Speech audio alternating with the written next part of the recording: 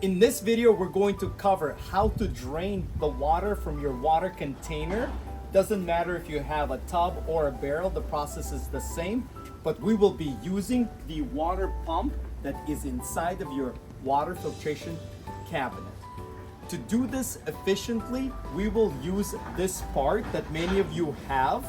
This is a barb on one side, and this side is garden hose MPT. This is a standard size part that is sold at almost every hardware store. For this process, you will need this part and you will need a garden hose. You will connect it to a garden hose. You will make sure to turn off the power to your entire system. Make sure everything is off, the water chiller and the water pump and your sanitizer. And we're going to turn this valve off right here on the chiller, the bottom one. You're going to disconnect this tube right here. And you will notice when you disconnect it, there's going to be some water that will come out. That's okay. If you're inside, have a bucket ready. But basically you're going to disconnect it and you're going to connect it to this connector right here. Okay. Once you connect this, use the hose clamp, tighten it down, and your other end right here on the garden hose is now ready to drain the water. So at this point, we're going to turn on just the water pump, not the water chiller. So make sure only the water pump is connected. We're going to turn it on, and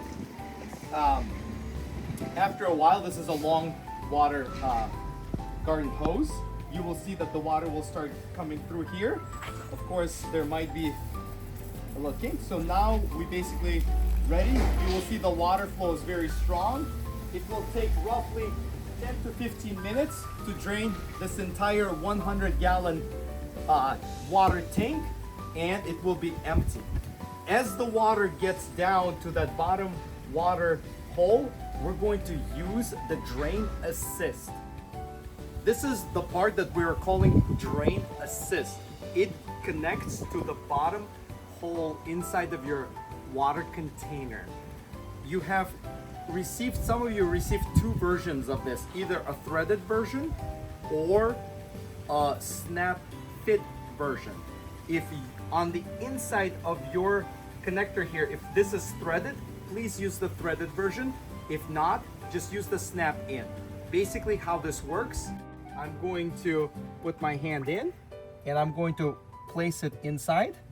Then I'm going to push it all the way in. And you will see the suction is still very strong. The pump is going to suck all that water down using that. Now, I recommend adding that a little bit later in the process. You can wait until the water is much lower just to have maximum water flow through. You know, it's been only 3 minutes and we've already drained so much water using our water pump. This whole entire process should take you 15 to 20 minutes.